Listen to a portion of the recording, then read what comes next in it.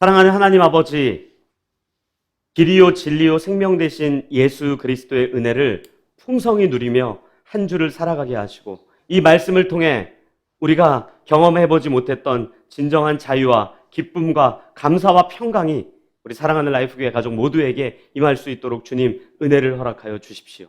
예수 그리스도의 이름으로 기도합니다. 아멘.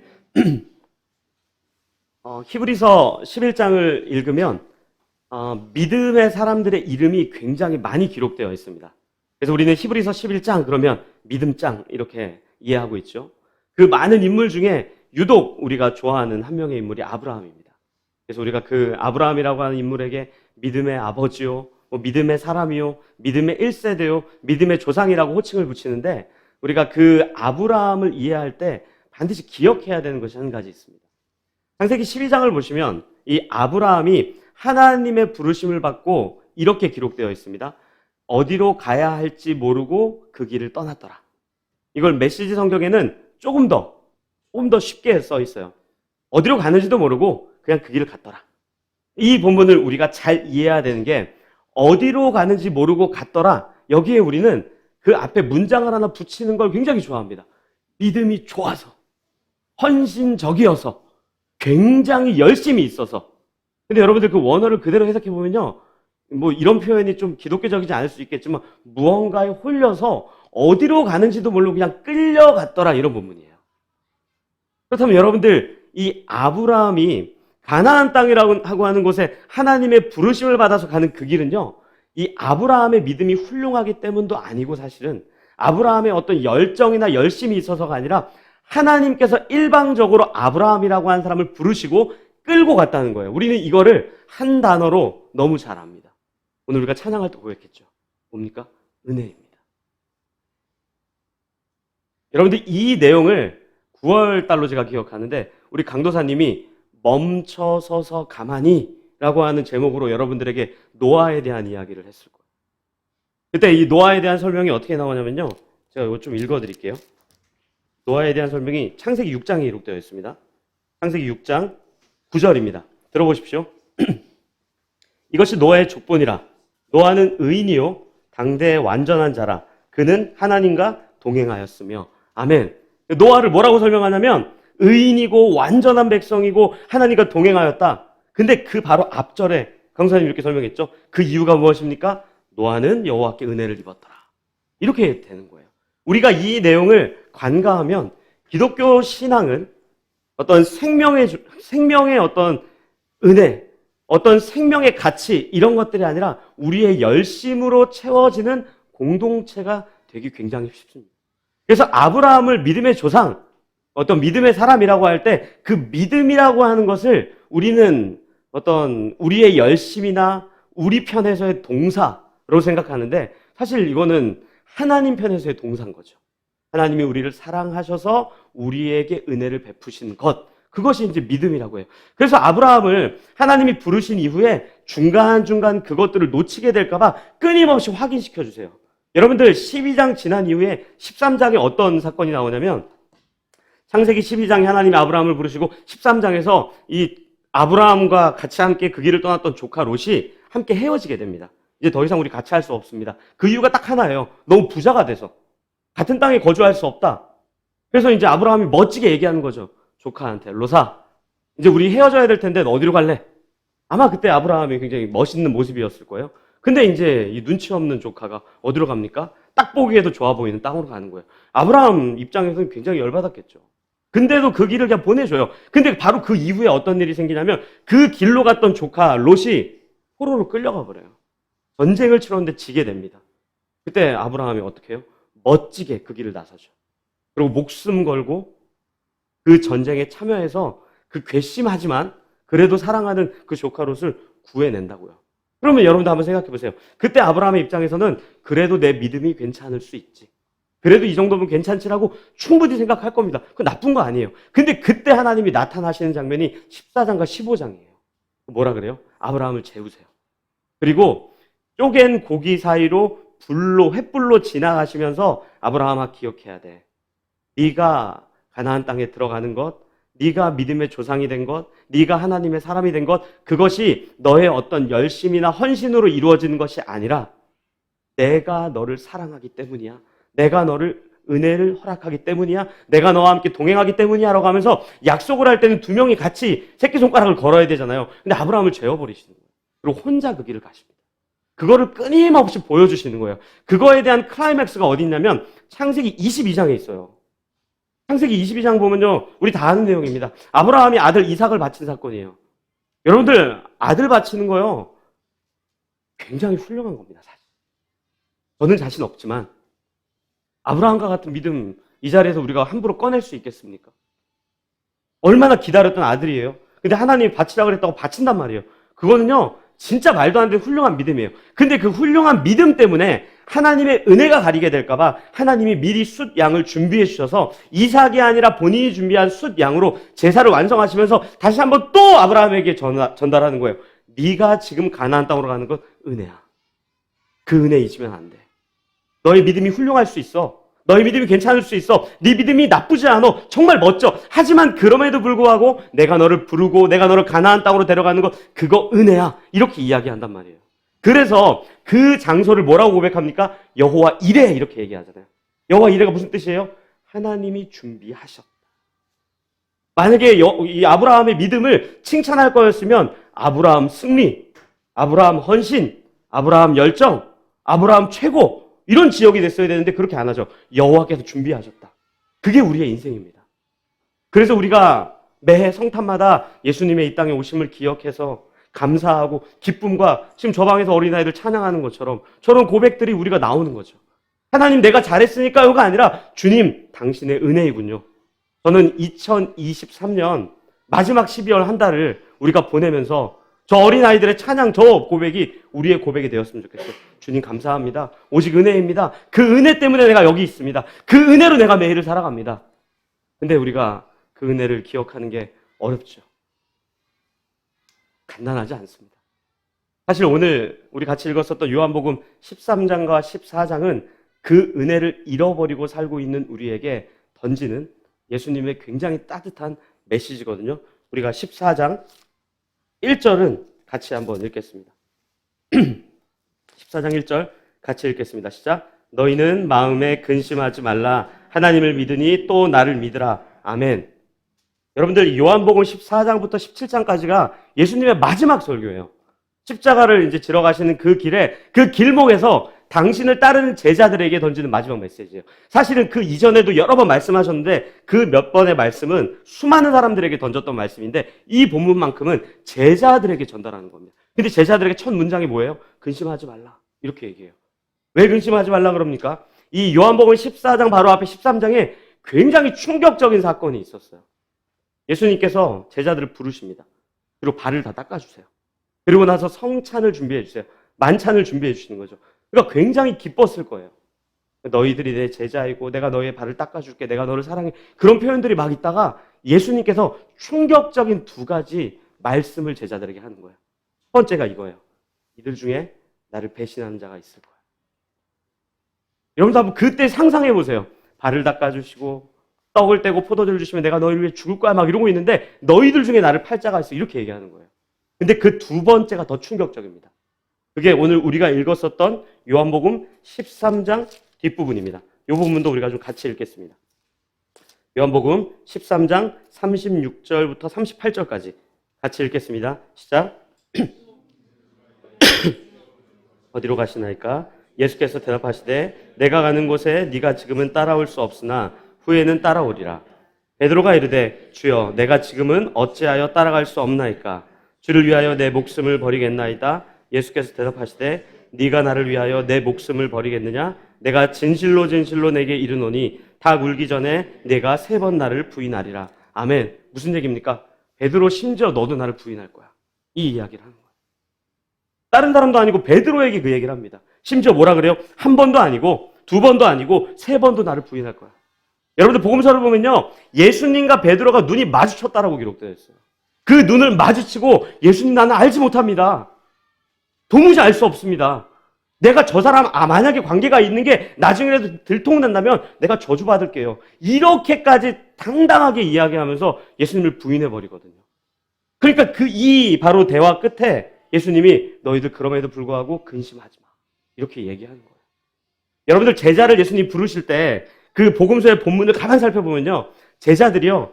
굉장히 헌신합니다. 어떻게 나와 있냐면 모든 것을 버리고 주를 쫓았더라 이렇게 나와요. 여러분들 그때 당시에 모든 걸 버리고 주를 쫓았다는 거는요. 그냥 단순하게 우리가 지금 신앙생활하는 것과는 달라요. 그냥 주일 아침에 일어나가지고 주일 됐네. 예배 드리러 가야지. 요즘에 예전에는 썬데이 크리스천 그리고 욕이었거든요. 지금은 썬데이 크리스천 그러면 굉장히 칭찬이래요. 그럴 정도인 우리가 지금 이 시대를 살아가고 있는데 그때 당시에 예수님을 쫓았다는 것은 간단한 게 아니에요.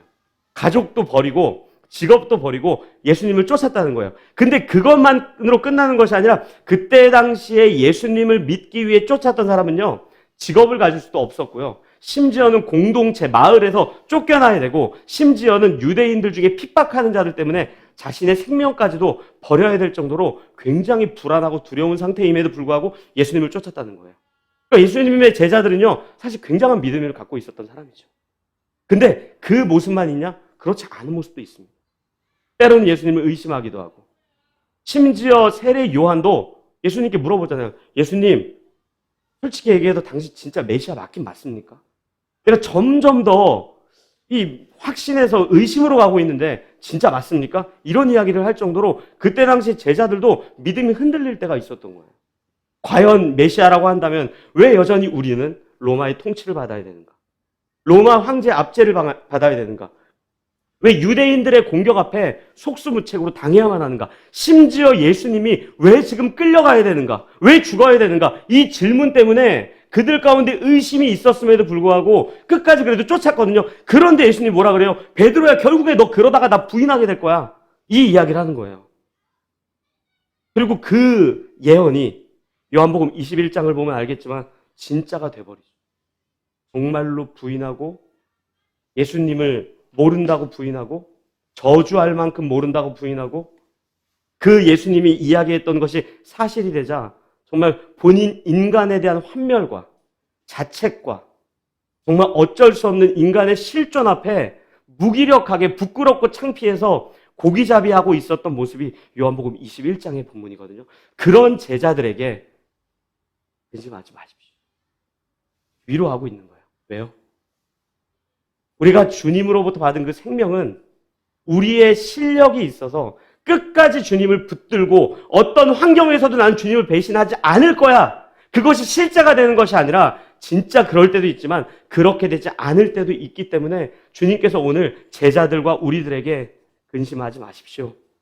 두려워하지 마십시오. 겁먹지 마십시오. 라고 이야기하고 있는 거예요.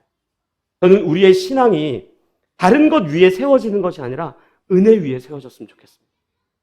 내가 주님을 열심히 믿어야지라는 진심 왜 없겠습니까? 저도요, 지금 만약에 정말 마지막 날이 되면 우리 온유지울 바치라고도 안 하겠지만 그러면은 진짜 내가 그럴 수 있을까? 모르겠어요. 근데 그렇게 해야 되는 건데라는 마음이 있죠. 근데 실제 우리의 현실 속에서 늘 하나님만 선택합니까?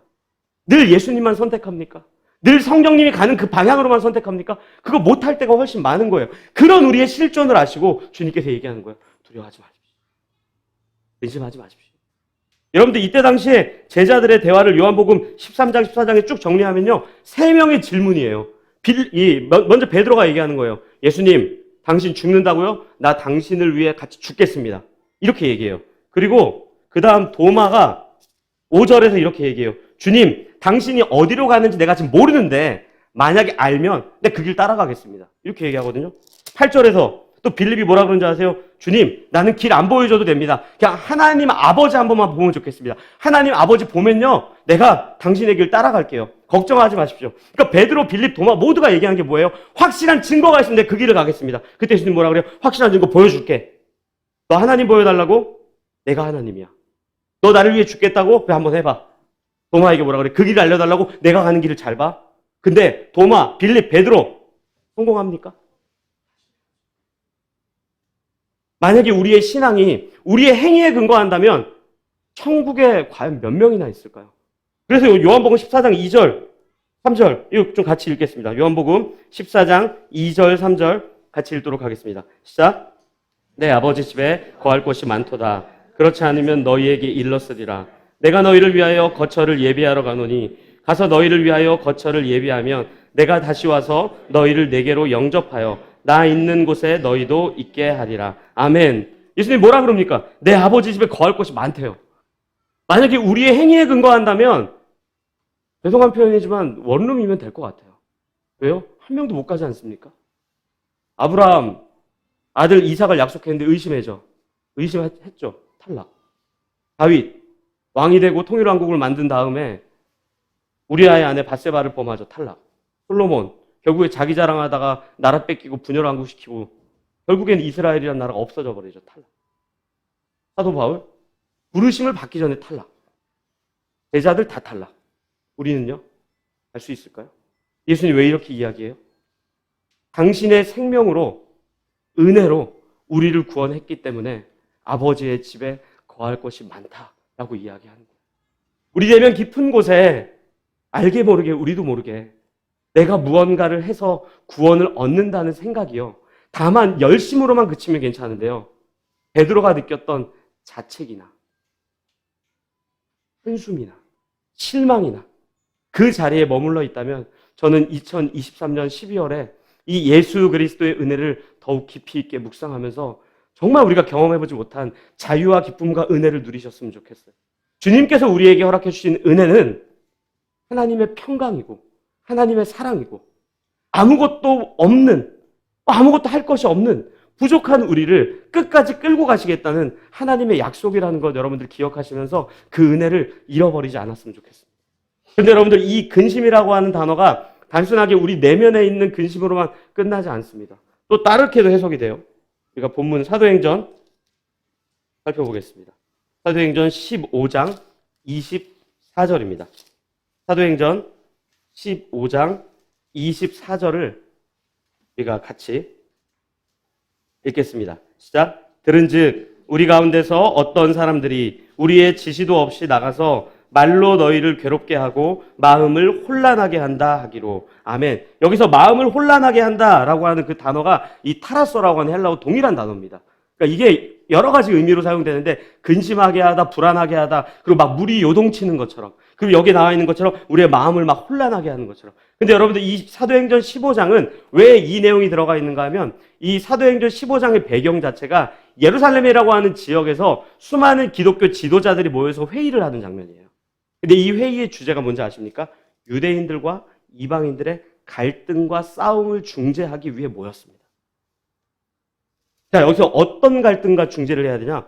유대인들이 주장하고 이방인들이 주장하는 게 다 설득력이 있어요. 유대인들의 주장은 이거예요. 하나님 나라의 백성이 되려면 아브라함의 혈통을 갖고 있어야 되는데 어떻게 이방인들이 그 나라 들어갈 수 있습니까? 그리고 이방인들의 모습을 보니까 마음대로 살고 엉망으로 살고 있는데 어떻게 하나님 나라 들어갈 수 있습니까? 라는 주장이에요. 설득이 있죠. 열심히 잘하고 가. 죄송합니다. 굉장히 설득력이 있죠. 이 두 가지가 그때 당시에 유대인들의 주장이었어요. 그럼 이방인들의 주장은 뭔지 아세요? 이방인들의 주장은 이거예요. 무슨 소리냐?